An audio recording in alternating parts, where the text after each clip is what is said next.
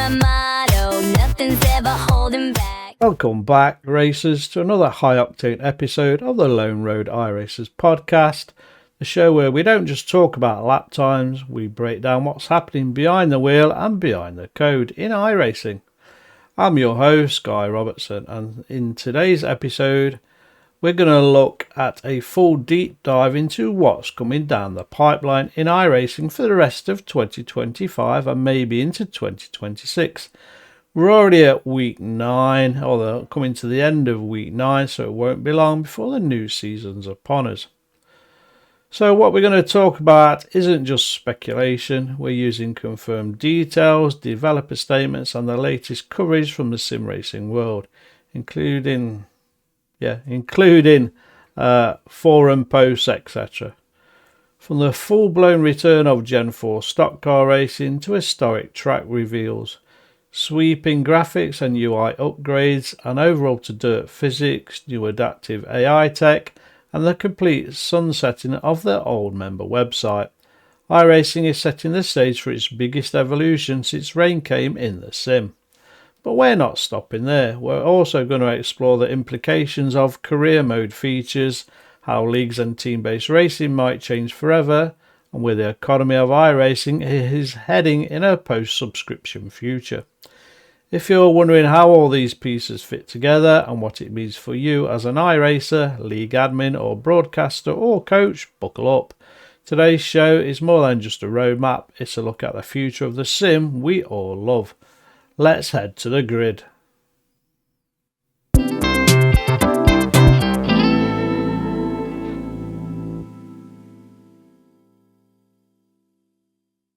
A lot of stock car fans fired up.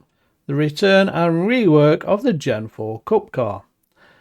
Now, if you've been on iRacing for a while, you know that the old Gen 4 Cup car, technically a modified Gen 6 car, has been a community favourite for its raw, high-powered, low-downforce racing experience. It's been iRacing's best homage to early 2000s NASCAR. Think Dale Jr. versus Tony Stewart at Homestead levels of chaos and fun. And here's the exciting news, listeners. iRacing is going all in with full Gen 4 rebuild. According to Senior Vehicle Dynamics engineer Jason Fortier, this will be a from-scratch project using cutting-edge data and modelling.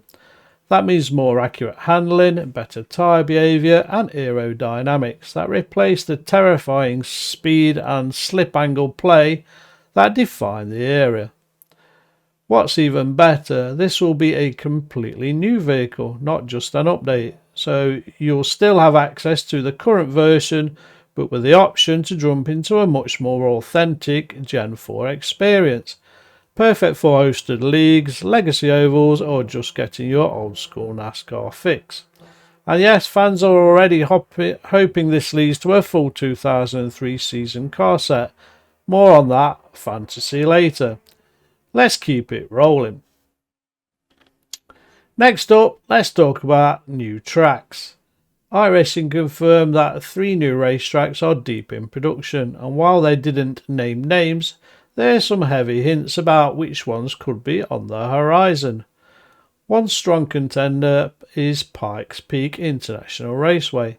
It's been hinted at through community leaks and file dives, and iRacing staff haven't exactly denied it either.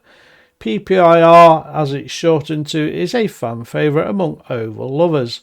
With its unique 1 mile D-shaped layout and slight elevation changes, it hasn't been part of a top tier NASCAR schedule in years, but for sim racing it's a gem. Another track speculated, possibly Rockingham Speedway, which would go hand in hand with the Gen 4 revival. But that's not all. In what might be one of the most exciting updates, executive producer Greg Hill confirmed the team is scanning historic versions of the existing tracks. That's right, you soon could be driving on Watkins Glen as it was in the 1970s, or Spa-Francorchamps before it became the ultra-modern facility we know today. The timeline for these historic layouts isn't confirmed, but the work is definitely in progress. Imagine iRacing leagues doing full 1990s F1 seasons with current period tracks. That's the kind of immersion we're talking about here. We're going to have a short break and then we're going to come back and look and talk about graphics, the rain overhaul and beyond.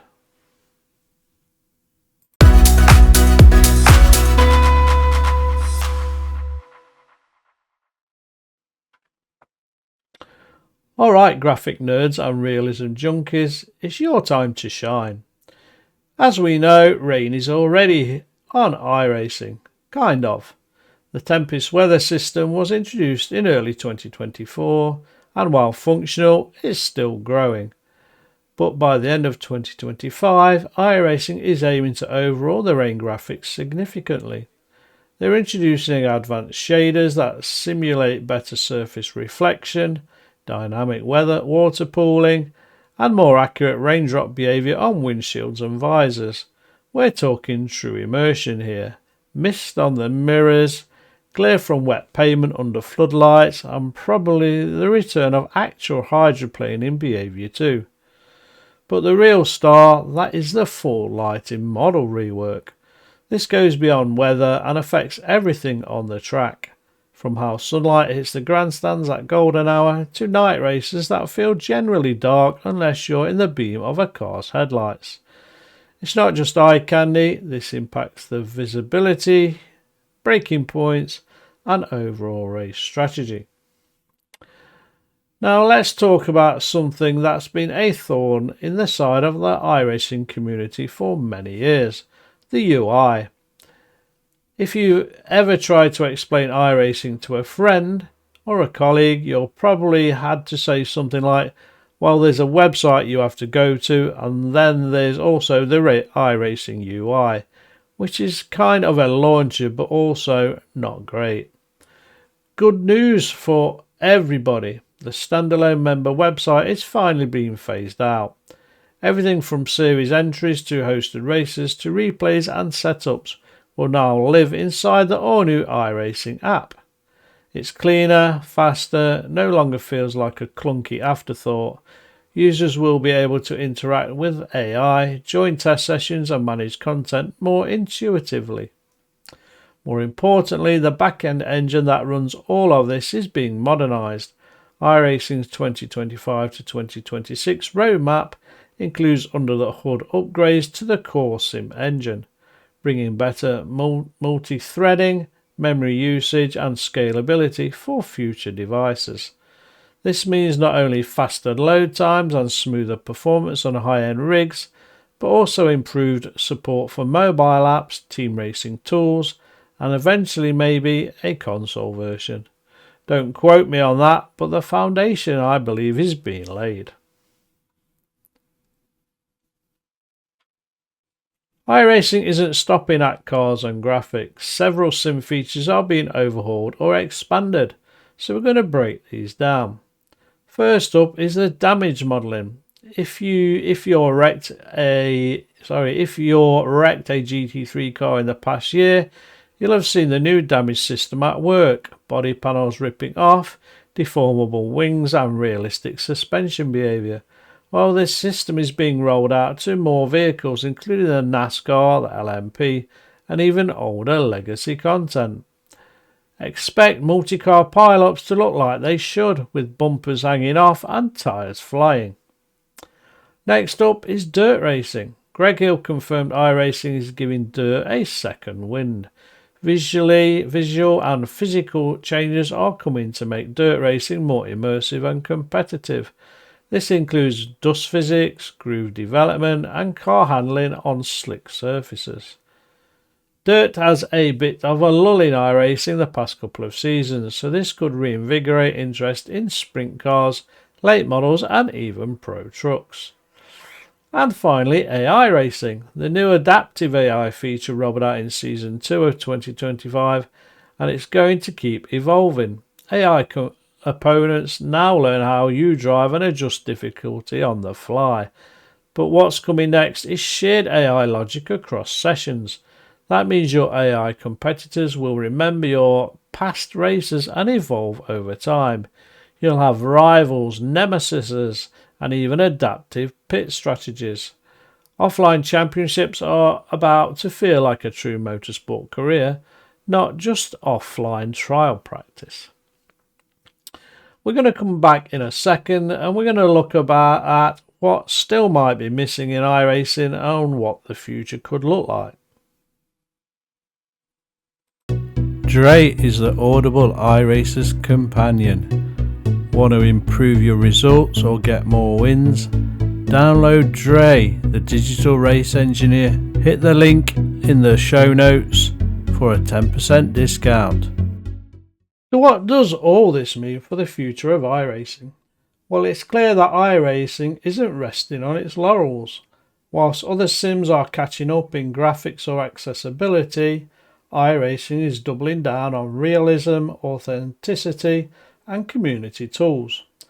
These updates show a long-term vision, one that respects legacy content while paving the road for what sim racing looks like for the next 5 or 10 years. Whether you're a NASCAR diehard, a Porsche Cup weekend warrior, or someone who just loves hot lapping Spa at sunset, iRacing is giving you more tools, more toys, and more ways to immerse yourself and your viewers if you make content.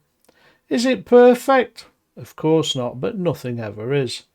Are there still bugs, netcode ghosts, tyre modelling debates on Reddit? Absolutely.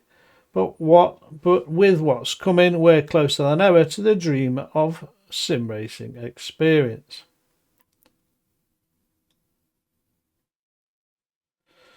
So what about career mode and structured progression? Let's talk about a feature that's not confirmed yet, but that iRacing is slowly edging towards a structured narrative style career mode. Right now, iRacing is the king of online competition, but when it comes to offline or single player structured progression, it's still bare bones.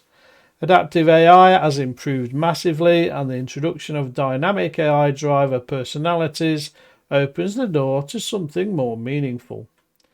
Imagine this: you start in grassroots dirt or oval legends, rise through AI sanctioned series, build rivalries, and earn manufacturer interest based on performance. You're not just racing AI, you're racing for something. You could have scripted career arcs, branding paths depending on series selection, and realistic promotions or demotions based on results. Now, I'm not saying iRacing is going to become F1 24 overnight, but with how much they've invested in AI and new content tools, it's not out of the question to see a career ladders emerge in 2026. Combine that with adaptive AI and expanded car sets, and suddenly you've got a full career ecosystem. And for drivers who don't want the chaos of online races, this is a game changer. The tools are nearly all there, it's just a matter of connecting the dots. And what about leagues, teams, and their community experience? Another area that is getting more attention in 2025 is the league and team racing experience, and honestly, it's long overdue. Private leagues are one of the biggest strengths of iRacing, but as any league admin knows, managing sessions, sign-ups, scoring, communication, and liveries often requires a dozen spreadsheets and third-party tools. Hopefully, this could be changing soon. iRacing is building a more flexible set of team tools, including easier team registration, better driver swaps, and persistent team rosters that carry over between seasons. This is especially crucial for endurance events or long format leagues. Even more exciting, a rumoured league portal revamp could bring build-in results that track dynamic schedules, point tables, and even integrated Discord and webhooks. Imagine being able to run an entire season of 12 races with drop weeks, team standings, and live telemetry access without ever leaving the iRacing platform. That's what's possible, hopefully, with these new tools. Broadcasters too are going to get benefits. A smarter camera API, better overlays and in-sim graphic customization means even mid-level leagues can look like a full ESPN production.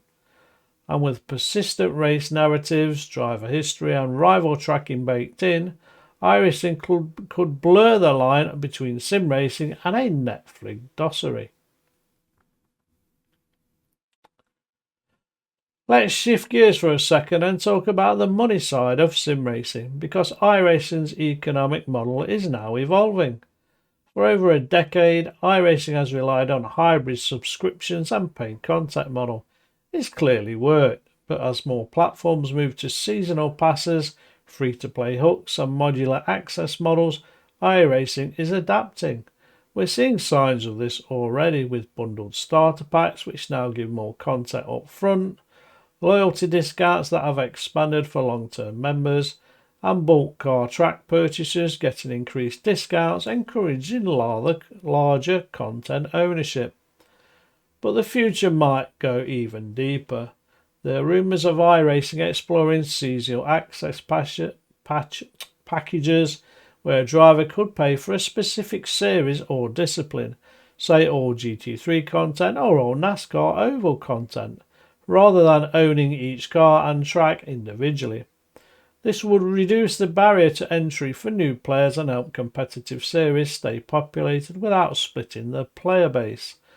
There's also talk of iRacing expanding into cosmetic microtransactions, optional liveries, garage environments or team branding kits, especially if they build out the team or career features we mentioned earlier. One thing is clear, iRacing is moving towards more flexible, player-friendly monetization while still keeping its simulation integrity intact. Done right, this could keep the platform thriving for the next 10 years.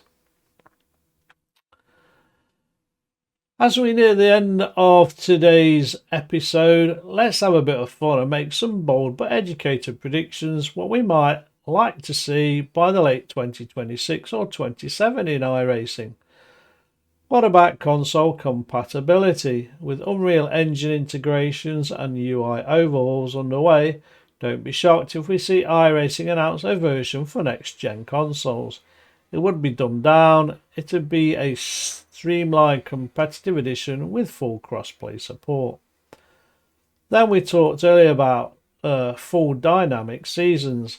Think snow atmosphere falling leaves at Road Atlanta, and tyre wear changing between spring and autumn. Tempest was step 1, seasonal terrain and foliage could be next. Crew Chief 2.0. iRacing is already collecting pit stop and data and strategy data. A future AI-powered race engineer could manage your tyre calls, fuel strategies and rival monitoring mid-race. What about Pro License Mode? A new tier of competition with real-life racing teams scouting sim drivers through structured talent ladders. If esports keeps growing, this is the next logical step. And VR 2.0 and eye tracking. With more people racing in VR, a reworked VR pipeline with native foveated rendering and full eye tracking support could revolutionise cockpit realism. Some of that sounds far-fetched, maybe it is, but if we learned anything from 2023 to 2025 in iRacing, it's this: never underestimate iRacing's ability to play the long game. And that's really the checkered flag on today's episode on the Lone Road iRacers podcast listeners and viewers. We went deep covering new Gen 4 content, rain graphics, UI revamps, team tools, potential career mode breakthroughs, and even predictions for how this sim might grow through 2026 and beyond. iRacing isn't just responding to its competitors, they're evolving the definition of what sim racing is. As always, I'd love to hear from you. What's your favourite announcement? What do you think is still missing in iRacing? What are you hoping shows up in the next season? drop us a message on social media or tag us at the Lone Road iRacers podcast, or send us an email in the show notes. If you love this episode, please leave a rating and share it with your team, your league, or your next Twitch stream audience. Until next time, listeners and viewers, stay safe, stay smooth, and we'll see you on the track soon. Happy iRacing! Whatever it takes, we're racing, we're in the zone. Whatever it takes, we push hard, never alone. I'm in the cockpit, the engines roar, hear me now. We're racing circles, got a hustle made a vow. Chasing victory, it's all or nothing on the track. Speed is my motto, nothing's ever holding back. Whatever it takes, we're racing.